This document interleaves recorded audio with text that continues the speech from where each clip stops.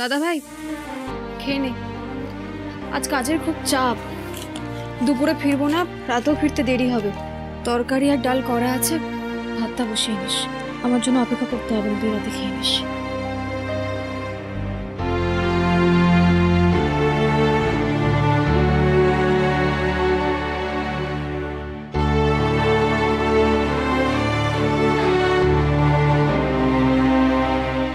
আমার না অর্জুনের দাদার উপর খুব রাগ হচ্ছে জানিস।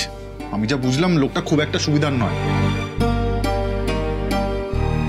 শোন, তোকে একটা কথা বলি, তুই আর অর্জুন ওনার একটা কথাও কিন্তু শুনবি না। জীবনটা তোদের, সিদ্ধান্তটাও তোদের। তোর ফোনটা দে তো। কেন? আরে দে না, দরকার আছে। না না দেবো না। আরে আমার দরকার আছে, আমার ফোনে একটা কাজ করতে দে। কি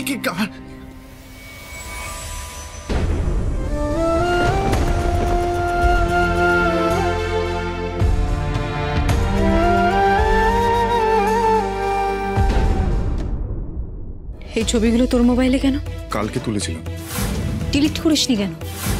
ডিলিট করে দেবো? হ্যাঁ দিবি, আমি চাই না আমার এই অভিশপ্ত জন্মদিনের কোনো স্মৃতি আমাদের কাছে থাকুক। বোন বোন বোন এরকম করিস না, বোন বোন ডিলিট করিস না, বোন বোন এরকম সব ছবি ডিলিট করে দিস না বোন বোন।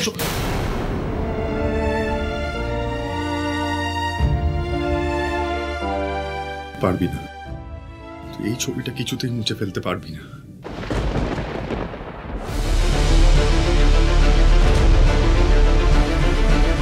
দাদা ভুলে যাস না, তুই ওনাদের জন্যই কিন্তু আমি বেঁচে আছি, ওনাদের জন্যই কিন্তু আমি নতুন জীবন ফিরে পেয়েছি আর তোর সামনে দাঁড়িয়ে আছি। অর্জুন, ওনারা আমার কাছে ভগবান। আজকে ওনারা না থাকলে আমিও থাকতাম না। এদিকে তাকা, আমার দিকে তাকা, ভালো করে একটা কথা মাথায় ঢুকিয়ে নে ভাই। প্রদীপ কাকুর অপমান মানে কিন্তু আমারও অপমান। কি বলেছেন উনি, কি চেয়েছেন? তোকে সামান্য ভালোবেসে মিষ্টি খাওয়াতে চেয়েছেন, তার জন্য তুই ওনাকে অপমান করবি? তাহলে তুই আমাকে অপমান করতে চাইছিস বল?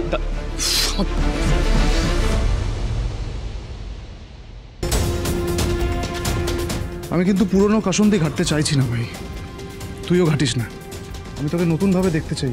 পুরনো সব কিছু ডিলিট কর, মঞ্জু গড়াইকে মন থেকে ডিলিট কর, নাহলে নিজের মনে নিশাকে জায়গা দিবি কি করে তুই?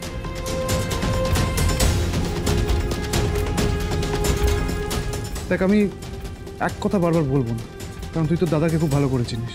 যেটা বলছিস সেটা কর ভাই, নইলে আর আমার নইলের উত্তরটা তো তুই জানিস ভালো করে।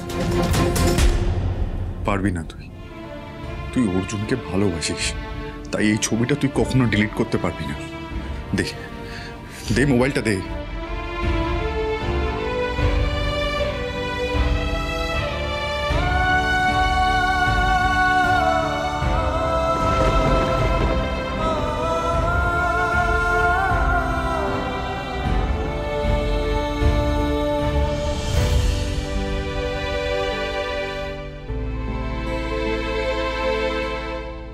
মঞ্জু গড়াইকে মন থেকে ডিলিট কর, নাহলে নিজের মনে নিশাকে জায়গা দিবি কি করে তুই? তুই অর্জুনকে ভালোবাসিস, তাই এই ছবিটা তুই কখনো ডিলিট করতে পারবি না।